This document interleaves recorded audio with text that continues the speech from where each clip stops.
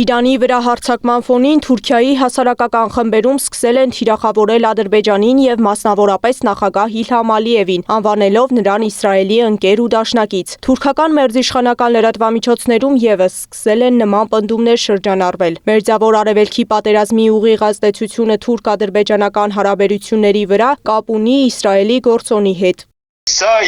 որոշակի գործիք է, այսպես ասենք, փափուկ ուժի գործիք է, որով փորձ է արվում հավանաբար Ադրբեջանում որոշակի տրամադրություններ գեներացնել եւ հատկապես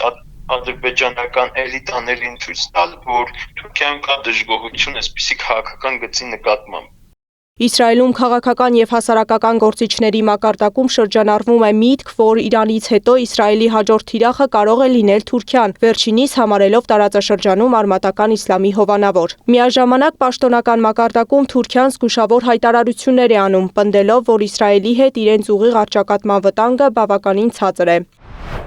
Պոտենցիալ անցանկալի իրավիճակները և դժբախտ պատահարները կանխելու համար մեր համապատասխան կառույցների և Իսրայելի միջև անհրաժեշտության դեպքում ակտիվացնում ենք կապի և համակարգման ուղիները, որոնք ուղղված են տեղում թյուրիմացությունների նվազեցմանը։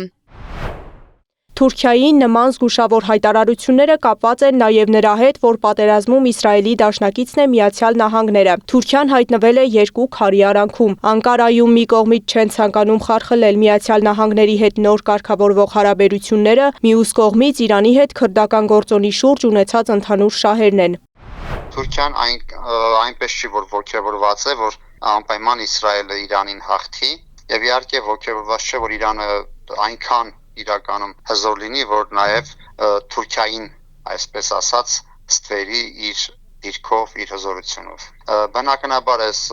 հայտարարությունները, զգուշորեն արված հայտարարությունները նպատակ ունեն ոչ Իրանի հետ ստեղծել խնդիրներ, ոչ Իսրայելի հետ ունենալ խնդիրներ։ Քրդական գործոնը կապ ունի տարածաշրջանային կայունության հետ։ Իրանի փլուզման նպատակով քրդական գործոնի ակտիվացումը իր ռետրոակտիվ ազդեցությունն է ունենալու նաև Թուրքիայի վրա։ Իսրայելի ցանկությունը փլուզել Իրան պետությունը, Ադրբեջանի աջակցությունը Իսրայելին, նաև Նախիջևանի վրա հարվածից հետո Ադրբեջան-Իրան սրված հարաբերությունները լարում են ստեղծում նաև եղբայրական պետությունների միջև։ Եթե Իրանի եւ Ադրբեջանի միջև կոնֆլիկտ առաջանա, ռազմական կոնֆլիկտ, դա Թուրքիայի համար իսկապես ամենաանցանկալի սցենարը կլինի այս պահին, որովհետև ստացվել է այնպես, որ Թուրքիայի եւ Իրանի միջև առաջացել է սիտուատիվ համագործակցության կամ շահերի համընկման ընթացք։ Բայց այդ լարումը չի կարող նվազեցնել Ադրբեջանի ռազմավարական նշանակությունը Անկարայի համար։ Արցախյան պատերազմի ժամանակ ևս Թուրքիայում նկատելի էին հակաադրբեջանական որոշակի տրամադրություններ Ադրբեջան-Իսրայել ռազմական համագործակցության վերաբերյալ, բայց դրանք պատերազմի ավարտի հետ մարեցին։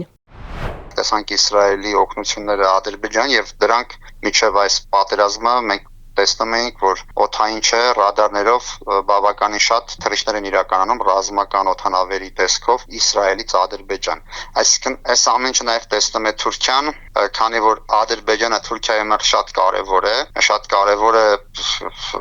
իրազությունը Ադրբեջանի եւ նաեւ հերրակա իր այսպես տեսլականում դեպի մեր Միջին Ասիա տարածվելու համար փորձում է Ադրբեջանի այդ կամակորությունների վրա աչք փակել։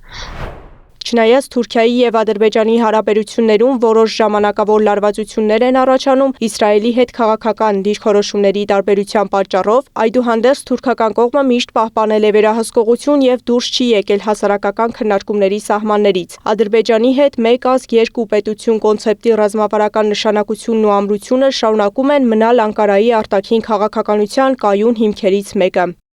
Սեդակ Յուրեղյան, Անդրանիկ Մանսուրյան, ABC Media։